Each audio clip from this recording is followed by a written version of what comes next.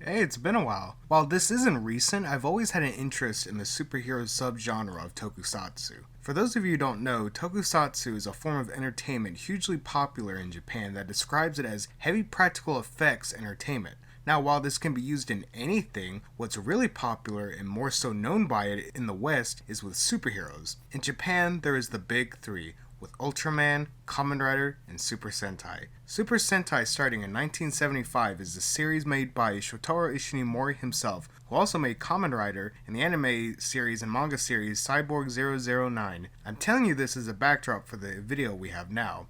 Power Rangers uses action footage from Super Sentai, usually around 70 to 90% of it, while the rest is American fight footage and all American actor footage, sometimes New Zealand. Nowadays it's usually New Zealand since they're filming there now to save costs. In our video, we'll be counting down the top 10 best Red Rangers in my own opinion and a brief reason why each one is. Red is seen as the leader, and if not usually the protagonist, especially nowadays. This is because red in Japan is seen as the color of bravery, and what makes it perfect about that color is that in America, red is one of the three colors of our nation's flag, which, unintentionally or not, I think helps demonstrate the importance of this color. There's plenty of great characters from both countries, but as we focus on Uncle Sam's characters, let's see who makes my cut.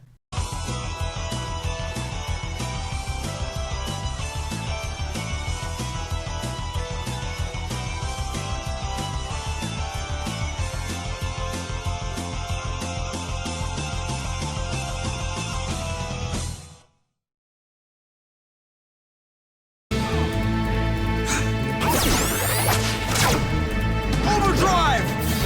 Accelerate!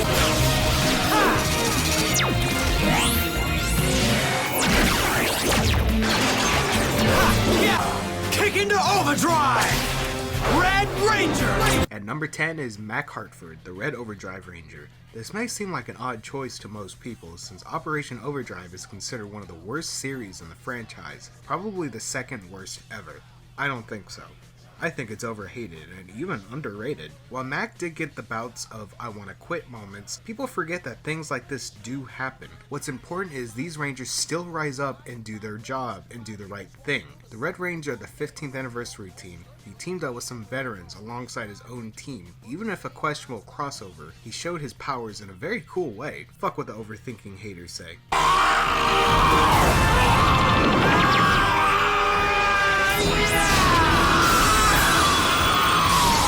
Incredible! Way to go, Mac! Yeah! Yeah! Awesome! Mac is the son of a multi-billionaire who's also the mentor and engineer of the team. However, it was revealed later on in the series that he was actually created by Mr. Hartford as an android to fill the void of having a child, since he didn't have one, couldn't find the right woman and whatnot.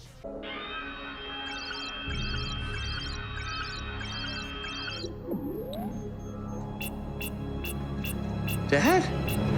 After hearing this, Mac would be reckless with his Pinocchio syndrome. In the beginning of the series, he wanted to prove himself to his overprotective father. I mean really overprotective, and this twist reveals why. He's not on the radar at all, no birth records or nothing, just an android he created. And I actually thought it was compelling. Later on, these chains of events lead him to defeat Furious single-handedly. While he became human at the end of the series, which ruined any good writing it had relating to his Pinocchio syndrome, his added depth of what it means to be human, along with badassness and his general good nature. I felt like he deserved the spot just for that.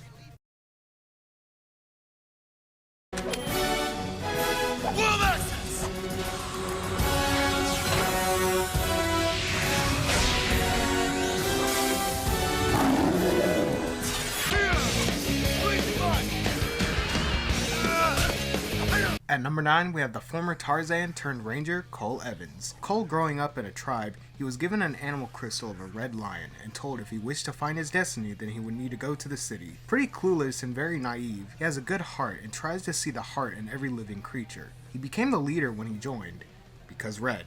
I guess. He did earn that spot over time. While the show had some bad acting here and there, his emotions at times are genuine, especially when it comes to the more tragic elements of his character, such as when he went to find his parents, only to discover that not everything has a happy ending. I came all the way down here to find my parents. and all I have left are these gold stones.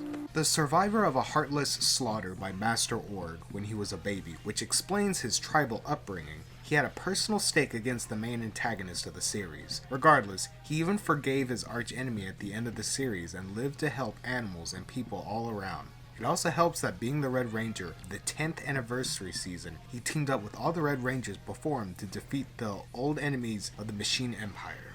Alright guys, let's do it!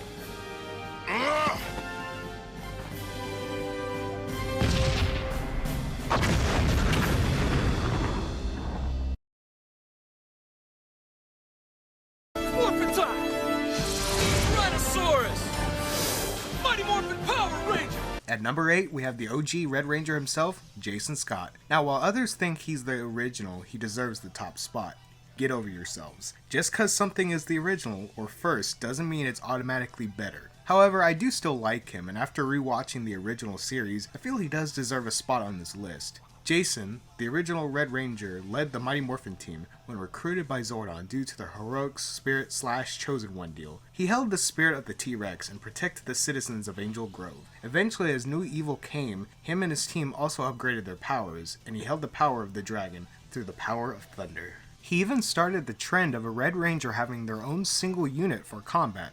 While the characters in Mighty Morphin were one note, they were all pretty enjoyable, and he was no exception. Brave, loyal, and full of justice, he was definitely leader material. Eventually though, due to behind the scenes trouble with pay dispute, they wrote his character off, but how they wrote it, it luckily fits with the show and his character. Him, as well as Trini and Zack, were sent away to represent Angel Grove for a peace conference, and be replaced by the second Mighty Morphin Red Ranger, Rocky. Alright. 1, 2, 3! He will come back as the second Gold Ranger a couple years later when Traya Triforia couldn't sustain his powers in Zeo, but eventually would retire from that due to the Gold Ranger powers affecting his health, and he would give it back to Traya Triforia. He does return in Red Ranger colors later in Wild Forest in the 10th anniversary episode to help Cole to fight against the evil Machine Empire remnants with 8 other Red Rangers. He would also participate in the Mega War in their 20th anniversary special, and then a few years later he even comes back in Beast Morphers to unite with all the Dino teams of the time and to help Grid Battle Force fight against the Evox virus as well as past villains including Goldar Maximus.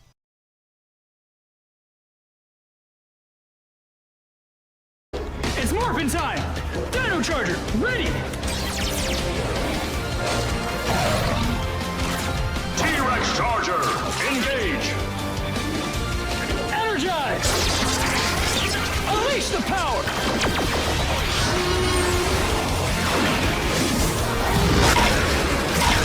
Tyrannosaurus Rex! Power Ranger, red! Yeah! At number 7 we have Tyler Navarro, the third Red Dinosaur themed Ranger, aka the Red Dino Charge Ranger. Tyler is a very energetic, almost childlike young man who sees the adventure in everything, though not without his serious points. His arc in the show was the drive to find his missing father, to which he never forgot about, and eventually reunites with, who was in fact the Aqua Ranger. It's not Aquamarine, by the way, that's Cyan Blue. Even after he did find his father though, he continued to lead his team with bravery, but also fun. He do King proud.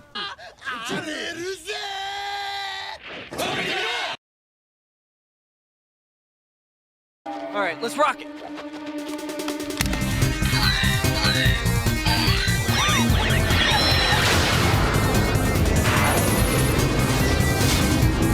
Power Red! At number 6, we have Andros, the captain of the Mega Voyager and the Red Ranger leader of the Space Rangers. As a child, his sister Corone was kidnapped by Dark Conda and set him on a path that led him to be what he is today. Like Jason and his crew, Andros and his best friend Zane became Power Rangers to defend the galaxy. He eventually meets 4 of the Turbo Rangers, and together form a full team of the In-Space Rangers. The actor is not really good admittedly, but character-wise he is a sympathetic young man who strives to find his sister and to lead his team. When he finds out that Astronema is in fact his lost sister, he does everything he can to bring her back to the side of good. When that did work though, it's even more tragic when she's brought back to evil against her will. He is kind, but stoic at times, and has a nice thing with the Yellow Ranger Angela. Eventually though, the entire universe was being invaded by the United Alliance of Evil, and with little choice and no other options, he had to make the ultimate sacrifice to save everyone. He is the very last Ranger to see Zordon alive and save the entire universe with his own hands, even almost losing his sister in the process. At least he got a happy ending. He would return to help the Space Rangers a year later to fight the Psycho Rangers, and later down the line with 9 other Red Rangers including Cole to fight the Machine Empire in the 10th anniversary special, and 10 years after that participate in the Mega War for the 20th anniversary. Ready! Lightspeed! Rescue!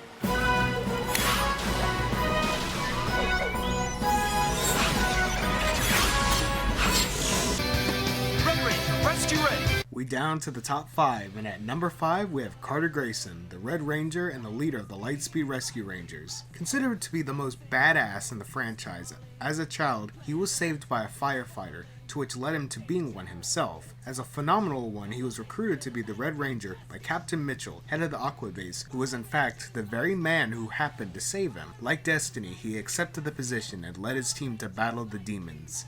He may have been seen as a Boy Scout and maybe simple, but he's a badass with a quick draw and does what he can to save everyone. Sometimes that's all you need, and that badass nature alone makes him everyone's favorite, including mine. He would eventually return to help the Time Force Rangers, help the other 9 Red Rangers with Cole, and years later help in the Mega War. Go! Galactic! Go! Galactic! At number 4 we have Leo Corbett, the Red Ranger of the Rangers of the Lost Galaxy. A young man seeking adventure, he stowed away on the Terra Venture, a colony traveling space to seek a new planet for humans to inhabit. The younger brother of Mike Corbett was part of the staff military. Mike and 4 others pulled the Quasar Sabers, a sword in the stone situation to which they were deemed worthy of wielding. However, Mike was presumed dead and Leo stepped up to take his brother's saber and became the Red Ranger of the Lost Galaxy. He always thought he wasn't up to fill his brother's shoes and think of himself as unworthy, but having his brother's blessing, who turned out to actually be alive, and his thirst for adventure led him to be where he is now, as well as his goodwill. The first Ranger to have the power of the element of fire. He was also there in the Astronema invasion, which may have helped him seek life in space. He would eventually return to help the Lightspeed Rangers, help Cole with the other 9 Red Rangers to fight against the Machine Empire, and way later help in the Mega War. Morphin' time! Gear Ranger 5, red!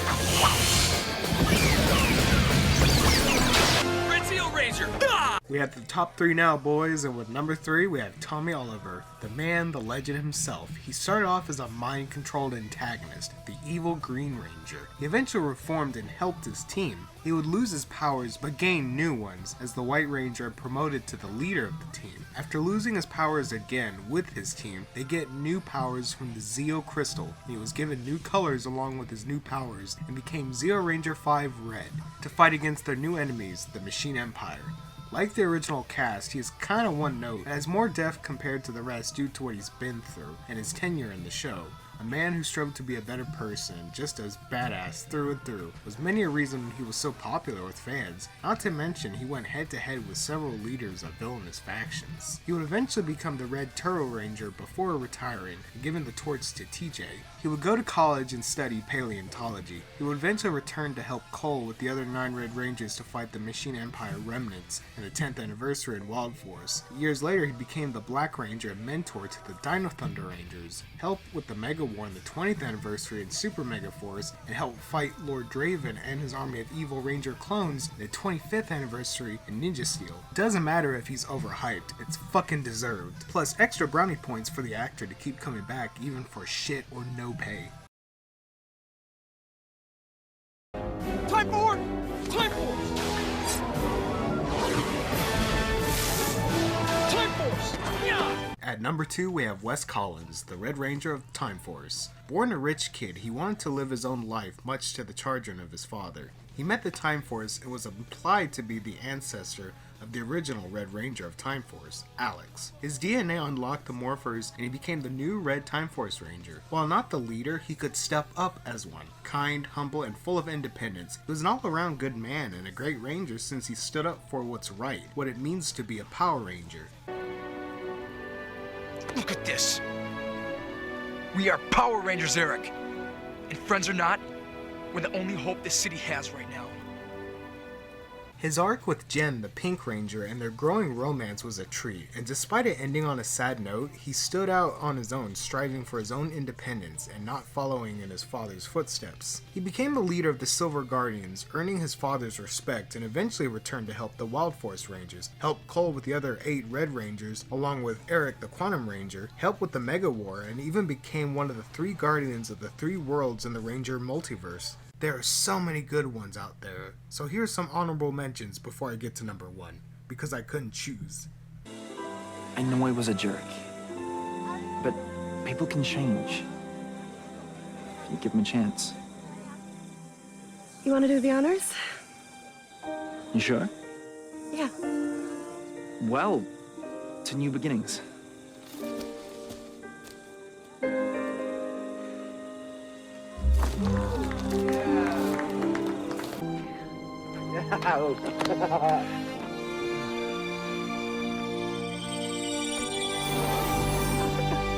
Look! I'm a master! I got my stripes! Get this to Dr. K. I'll handle this. This was reckless and dangerous. If Marcus were here... If Marcus were here, he would have done it himself.